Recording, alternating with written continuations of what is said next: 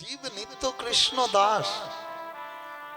কৃষ্ণকে ভগবানকে আগে দিতে হয়, যা কিছু আছে সব তাকে নিবেদন করতে হবে, নয় কি? আমার যে সব দিতে হবে সে তো আমি জানি, আমার যত বিত্ত প্রভু, আমার যত বাণী, সব দিতে হবে, সব দিতে হবে। যা কিছু আছে সব ভগবানকে নিবেদন করতে হবে। আমরা কি করি? আমরা ভগবানকে নিবেদন করি, কিন্তু নিজের মতো করে করি, করি না? ওরে 50 জন লোক প্রসাদ পাবে, সেরকম করে আটাটা ময়দাটা মাখ, যেন 4টে করে লুচি প্রসাদে পায়। ঠাকুরের চিন্তা করি না, নিজেদের চিন্তাটাই করি। দেখবেন ওরে ঘরে 20 জন লোক আছে, প্রসাদ পাবে, হ্যাঁ, 2টো করে লাড্ডু, 20 দিয়ে 40টা লাড্ডু যেন নিয়ে আসিস। আমরা কেউ বলি না যে 41টা নিয়ে আসিস, তাহলে প্রভু একটা পাবে। যেখানে বলিদান আছে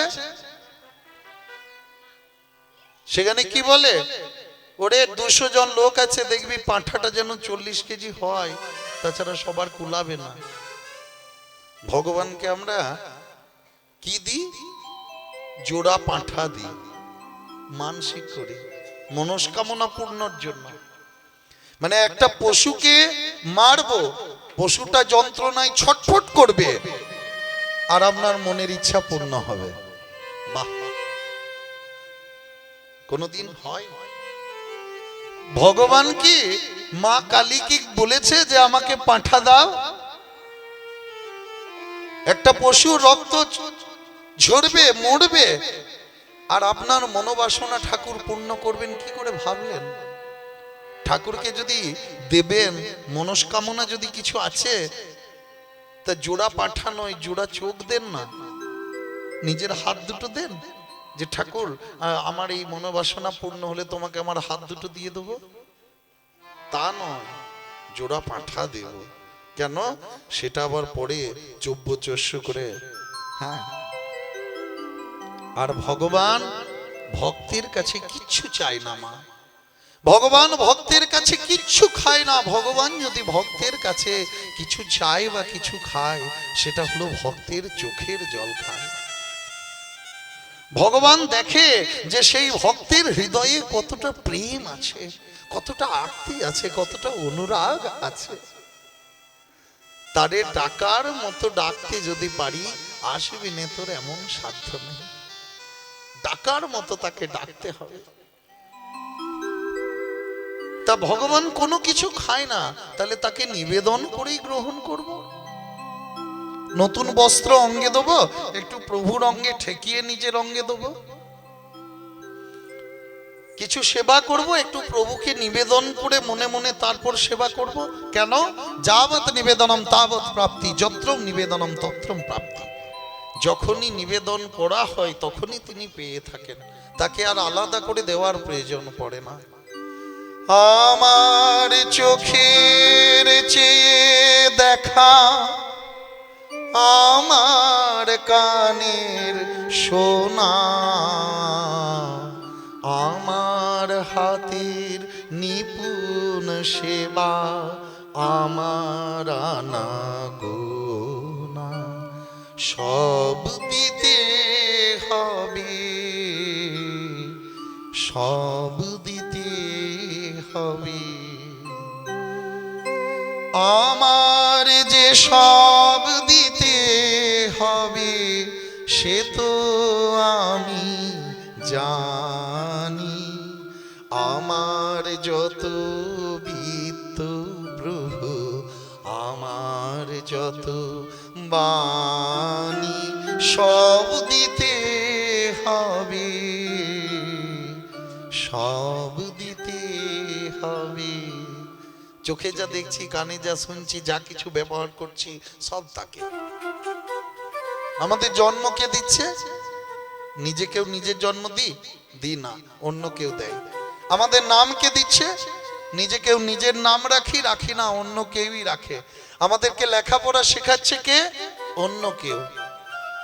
যা কিছু ব্যবহার করছি, তৈরি করছে কে? অন্য কেউ। শেষের দিনে যখন কাঁধে করে যাব, নিয়ে যাবে অন্য কেউ। তাহলে কিসের এত গর্ব? সবই যদি পরের দেওয়া। আমার প্রভাত, আমার সন্ধ্যা, হৃদয় পত্র ফুটে, গোপন থেকে তোমার পানি উঠবে ফুটে ফুটে। আমার সকাল, আমার সন্ধ্যা। সকালবেলায় সন্ধ্যাবেলায় উঠে আমরা প্রভুকে ডাকবো। যে যাকে ভজে সে তাকেই ডাকবে। কেউ মা দুর্গাকে, কেউ মা কালীকে, কেউ গৌর নিতাইকে, কেউ লোকনাথ বাবাকে, কেউ বাবা ভোলানাথকে, কেউ বা রাধা কৃষ্ণকে, কেউ বা অনুকূল ঠাকুরকে, কেউ বা রামকৃষ্ণ পরমহংসদেব মা শারদামণিকে। যে যাকে ভজে সে তাকেই ডাকবে। কেন? ঋগ্বেদ কলম দিচ্ছেন, একং সৎ বিপ্রাহ বহুধা বদন্তি। সেই বহুমুখী সত্তা ঈশ্বর একজনই। জ্ঞানীরা তাকে অনেক রকম ভাবে বর্ণনা করেন। আমার সন্ধ্যা, সন্ধ্যা মানে যে একটু তুলসী তলায় ধূপ দিয়ে দিলাম তা নয়। সন্ধ্যা সম্যক রূপে ধ্যান করা। আমরা আমাদের পরম পুরুষের জন্য সম্যক রূপে ধ্যান করব। আমার প্রভাত, আমার সন্ধ্যা, হৃদয় পত্র ফুটে, গোপন থেকে তোমার পানি উঠবে ফুটে ফুটে। এখন সে যে আমার বিনা হতেছে তার বাঁধা, বাজবে যখন তোমার হবে তোমার সুরে সাধা, সব দিতে হবে, সব দিতে হবে। আমার যে সব দিতে হবে সে তো আমি জানি। আমার যত বৃত্ত প্রভু, আমার যত বাণী, সব দিতে হবে, সব দিতে হবে। তাহলে প্রভুকে নিবেদন করতে হবে। মনিরাজ কি বলে? যে এখনো ভগবানকে দিনি, ঠাকুরকে দিনি, নারায়ণকে দিনি, যজ্ঞেশ্বরকে দিনি অন্ন, আর এই গোয়ালারা এখনো অন্ন চাইছে। যাও যাও এখান থেকে দূর হও। দূর দূর করে শ্রীরামকে তাড়িয়ে দিলেন। আর শ্রীরাম অন্ন পেলেন না, মনে দুঃখ তার। না দেয় অন্ন দ্বিজ, শুনি হলো পানি, হলো পানি। ক্রোধেতে হইল যেন জ্বলন্ত অগ্নি, জ্বলন্ত অগ্নি। শ্রীরাম এসে বলছে, ও কানাই, ও দাদা বলাই, মনিরা মনিরা দূর দূর করে আমাকে তাড়িয়ে দিলে। আর শুনিয়া শ্রীরামের কথা এই শুনে তা শুনি উদ্ধব দাসের বিকল পরাণী। পদকর্তা উদ্ধব দাসের পরাণ বিকল হলো। কেন? কারণ রামকৃষ্ণ খেতে চাইছে, ভিক্ষা চাইছে, আর আর মুনিরা ভিক্ষা দিল না। বলি হায় হায় হায় কি হলো, হায় হায় হায় হায় কি হলো হায় হায় হায় কি হলো হায় হায় হায় কি হলো এ যে প্রাপ্ত কৃষ্ণ হারাইল হায় হায় হায় কি হলো প্রাপ্ত কৃষ্ণ হারাইল হায় হায় হায় কি হলো যে কৃষ্ণকে সবাই খাওয়াতে চায় সেবা করাতে চায় সেই কৃষ্ণকেই দিল না, প্রাপ্ত কৃষ্ণ হারালো। তখন তখন যেই না এসে বলেছে, আর রাগে রাগে দাদা বলরাম কাঁপছে। হ্যাঁ, কি মুনিরা আমাদেরকে অন্ন দিল না, এবার আমি দেখাবো যে তারা কার অন্ন কাকে খাওয়ায়, কার অন্ন তারা কাকে খাওয়ায় সেটাই আমি দেখব। হ্যাঁ, হলধর একেবারে ক্রোধত্ব হইল, যেন জ্বলন্ত অগ্নি, আগুনের মতো হয়ে গেল দাদা হলধর। আর হলধরকে কাঁপতে দেখে রাগে, যে আজ মুনির বংশকে আমি শেষ করব। ক্রোধ দেখে তখন কৃষ্ণ দেখছে এ তো সমস্যায় পড়লাম, দাদা যদি এরকম করে রাগে তাহলে যে অন্ন ভিক্ষা লীলার প্রকাশ ঘটবে না। গিয়ে পড়ে বলে, দাদা ক্রোধ সম্বরণ করো ভাই, দাদা হলো ধর, দাদা হলো কর্কশ না বলো ভাই ব্রাহ্মণ উপর, ব্রাহ্মণ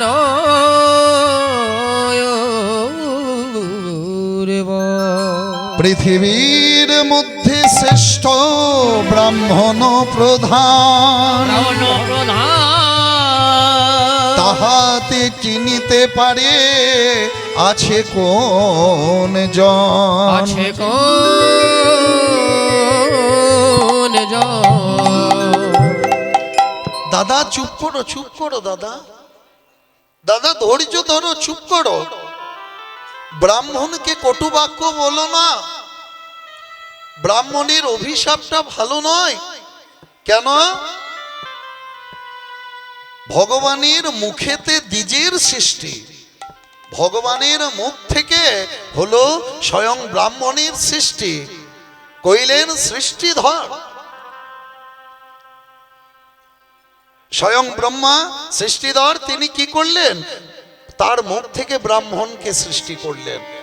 আর যার মুখেতে স্থিতি সদাই বৈশ্যানর, আগুনের মধ্যে যেটা শ্রেষ্ঠ আগুন বৈশ্যানর, সেই বৈশ্যানর আগুনের সৃষ্টি হয়েছে ওই সৃষ্টিকর্তা ব্রহ্মার মুখ থেকে। দেব দৈত্য নাগ নর ব্রাহ্মণে পূজিত, ব্রাহ্মণ উপরে ক্রোধ না হয় উচিত। দেব দৈত্য নাগ নর সবাই ব্রাহ্মণকে পূজা করে, সবারই পূজিত হলেন ব্রাহ্মণ। ব্রাহ্মণের উপরে দাদা রাগ করো না। আর ব্রাহ্মণের কোপে কি হয় জানো না? ব্রহ্ম সাপে শ্রীনিবাস আপন বিস্মৃতি, ব্রহ্ম সাপে ভগাঙ্ক হলো সুরপতি। ব্রহ্ম সাপে শ্রীনিবাস আপন বিস্মৃতি, স্বয়ং ভগবান ভুলে গিয়েছিলেন ব্রাহ্মণেরই সাপে। কি ভুলে গিয়েছিলেন ভগবান? যখন ভগবান নরসিংহ অবতার হয়েছিলেন না মা, নৃসিংহ রূপ ধারণ করেছিলেন প্রহ্লাদ হিরণ্যকশিপুরের সময়, তখন ভগবানের আবির্ভাবে চিৎকারে কি হয়েছিল? এই অঙ্গিরা মুনির যে পত্নী অর্চি, সেই অর্চির গর্ভপাত হয়েছিল। অর্চির গর্ভে সন্তান ছিল, কিন্তু ভগবানের প্রকাণ্ড শব্দে অর্চির গর্ভপাত হয়ে গিয়েছিল। তখন অঙ্গিরা মুনি ভগবানকে অভিশাপ দিয়েছিলেন যে হে ভগবান, যথা সময়ে তুমি ভুলে যাবে যে তুমি কে, যথা সময়ে লীলা করার সময় তুমি ভুলে যাবে যে তুমি কে। তোমার এত দর্প, তোমার আবির্ভাবের এত গর্ব, এত অহংকার, এত গর্জন, যার জন্য মা ভগবান আমার ভুলে যেতেন যে তিনি কে। মা যশোদা কোলে নিয়ে ভগবানকে কিছু খাওয়াতে যাবে, হ্যাঁ, ভগবান নিজে মাটি খাচ্ছে। যেই না মা যশোদা বলছে কই দেখি গোপাল মুখটা, যেই হা করেছে মুখের মধ্যে ব্রহ্মাণ্ড দেখিয়ে দিচ্ছেন। কেন? তিনি ভুলে যেতেন যে তিনি কে। আমরা কলিকালেও দেখেছি জগাই মাধাই উদ্ধারের সময় মহাপ্রভু চিৎকার করে উঠেছিলেন। যখন নিতাইকে কলসির কানা দিয়ে আঘাত করা হয়েছিল তখন মহাপ্রভু বলেছিলেন, চক্র চক্র কোথায় গেল আমার সুদর্শন চক্র। চিৎকার করে উঠেছিলেন। তখন দাদা নিতাই এসে তাকে শান্ত করেছিলেন যে ভাই শান্ত হও, শান্ত হও। এই কলিযুগ তোমার ঐশ্বর্যের প্রকাশ নয়, এই কলিযুগে তুমি মাধুর্যের প্রকাশ ঘটাবে। যার জন্য ভগবান ভুলে যেতেন যে তিনি কে। ব্রহ্মশাপে শ্রীনিবাস আপন বিস্মৃতি বিস্মরণ হওয়া। ব্রহ্মশাপে ভগাঙ্ক হলো সুরপতি। সুরপতিকে ইন্দ্র, ইন্দ্রের সারা অঙ্গ ভগাঙ্কে ভরে উঠেছিল, অর্থাৎ যোনিতে ভরে উঠেছিল। কেন? কারণ ইন্দ্র গৌতম মুনির পত্নী অহল্যাকে সম্ভোগ করেছিলেন। অহল্যাকে সম্ভোগ করেছিলেন, তখন গৌতম মুনি তাকে অভিশাপ দিয়েছিলেন কি, যে তোমার সারা অঙ্গ সর্বাঙ্গ যোনিতে ভরে উঠুক। যার জন্য ইন্দ্রের সর্বাঙ্গ যোনিতে ভরে উঠেছিল। সেই যোনির জ্বালা দুর্গন্ধ ইন্দ্র সহ্য করতে পারেননি, তাই নারায়ণ তার অঙ্গে হাত বুলিয়ে দিয়েছিলেন। সব জ্বালা চলে গিয়েছিল, কিন্তু সেই চিহ্নটা রয়ে গেছে। যার জন্য ভগাঙ্ক হলো সুরপতি। ব্রহ্মশাপে হলো রাজা দশরথ ধ্বংস, ব্রহ্মশাপে ধ্বংস হলো সগরের বংশ। ভাবুন, এখনকার মতো ব্রাহ্মণ নয়। এখনকার ব্রাহ্মণরা সন্ধ্যা হলেই তখন নেশা সুরা মদ পান করছে। এখনকার ব্রাহ্মণরা ত্রিসন্ধ্যা গায়ত্রী আহ্নিক করছে না। সেই ব্রাহ্মণের কথা বলিনি যিনি বেদজ্ঞ, বেদ সম্বন্ধে যার জ্ঞান আছে, ব্রহ্মণ্য বাদে যিনি শাস্ত্র পাঠে যিনি পারদর্শী, তিনি হলেন ব্রাহ্মণ। সেই ব্রাহ্মণের কথা আমি বলছি। তখনকার দিনে ব্রাহ্মণের মুখ থেকে আগুন বেরোতো। আগুন বেরোতো মানে কি মা? মানে যেটা বলতো সেটাই হতো, তার কথা ফল ফলতো। কিন্তু এখনকার ব্রাহ্মণরা সব অন্যান্য রকমের জীবিকায় মত্ত হয়েছে, ব্রাহ্মণ হয়েও এখন সুরা পান করছে, সেই ব্রাহ্মণ নয়। তাহলে ব্রাহ্মণকে মান্যতা দিতে হবে। স্বয়ং ভগবান নিজে দিয়েছেন। কেন? এই ব্রহ্মশাপে হলো রাজা দশরথ ধ্বংস। শ্রবণ কুমার, তার বাবা মা, অন্ধ মুনি, মুনি পত্নী, তারা অভিশাপ দিয়েছিলেন যেভাবে শ্রবণ কুমারকে রাজা দশরথ মেরেছিলেন। তাই ওই মুনি অভিশাপ দিয়েছিলেন যেভাবে পুত্রের শোকে আমার প্রাণ গেল, সেইভাবে রাজা দশরথ তোমারও একদিন পুত্র শোকে প্রাণ যাবে। তাই ব্রহ্ম অভিশাপে কখনো পড়ো না। ব্রহ্মশাপে কলঙ্কি হলো শশধর। ব্রহ্মশাপে কলঙ্কি হয়েছিল, কলঙ্ক পেয়েছিল কে? চাঁদ। চাঁদের কলঙ্ক কি করে হয়েছিল? বৃহস্পতির স্ত্রী তারার প্রতি চন্দ্র দেবতা আকৃষ্ট হয়েছিলেন। তখন দেবগুরু বৃহস্পতি ব্রাহ্মণ চন্দ্র দেবতাকে অভিশাপ দিয়েছিলেন কি? শশ লক্ষণমিতি, শশ লক্ষণ হবে, চাঁদে কলঙ্ক হবে। কেন?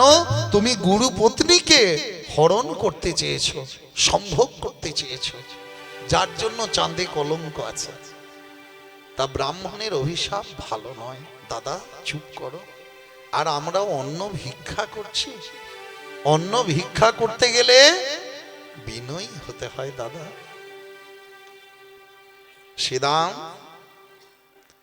সিদাম মুনিরা বলছে তো যে অন্ন দেবে না, তা এক কাজ কর না ভাই, একটু মুনি পত্নীদের কাছে যা, মুনি পত্নীরা অন্ন দেবে আমাদেরকে।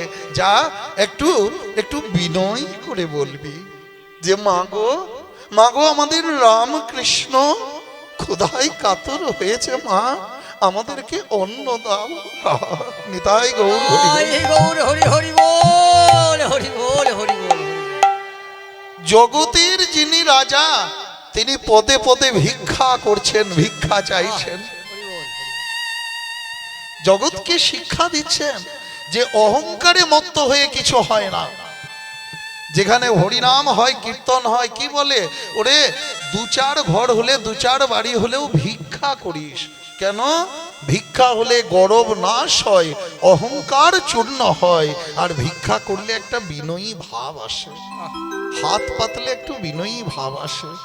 তাই এইভাবে বলে কৃষ্ণ, বলে কি, গিয়ে পড়ে বলো, বলো মুনিকে, মুনি পত্নীদেরকে বলো, তারা অন্ন দেবে।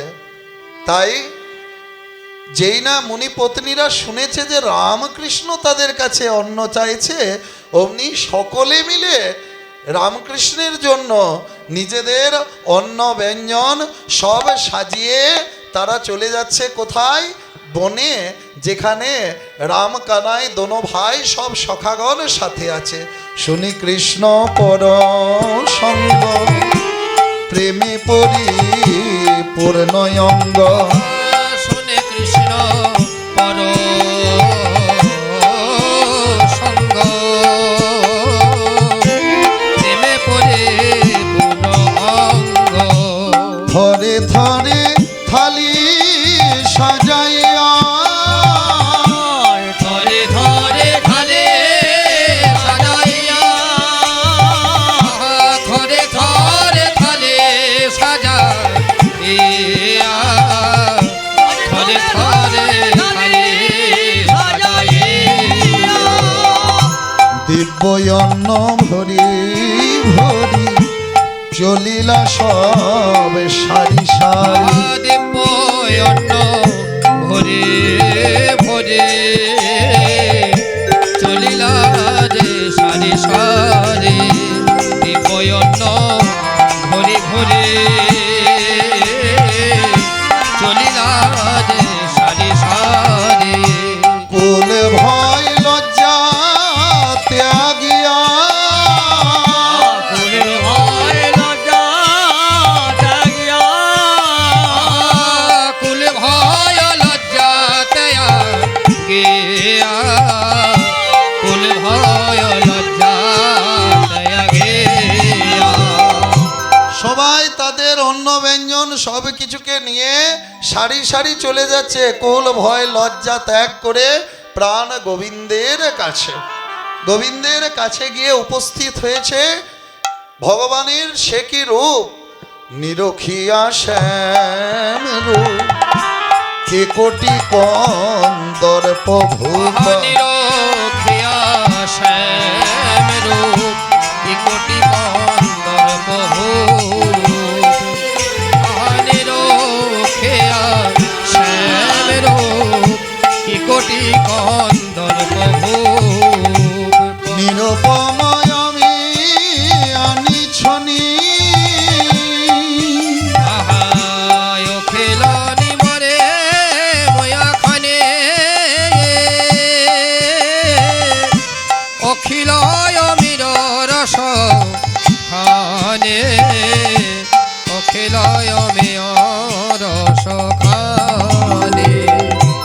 এ উদ্ধব দাসে কয় নখিলে নখিল নয়। আহায়ে উদ্ধব দাসে কয়ে, লখিলে নখিল নয়। নিরুপময় আমি আনিছনি, নিরখনে আমি রসখানি, নিরখনে আমি রসখানি, নিরখনে আমি রসখানি। চলিল সবে চলিল সবে, সবাই মিলে চলে যাচ্ছে। আর এক মনির নারী তার প্রতি করে ধরি, রাখিলা নির্জন গৃহে তারে। তারে যায় এবারে না পাইয়া নিজ তনু ত্যাগিয়া ত্যাগিয়া শ্রীকৃষ্ণে ভেটিল দেহান্তরে। দেহান্তরে। সব মুনির পত্নীরা চলে যাচ্ছে, এক মুনি তার স্ত্রীকে ধরেছে, কোথায় যাবে? যাব রামকৃষ্ণ অন্ন খেতে চাই, তাদের সেবা করাবো না, কিছুতেই না।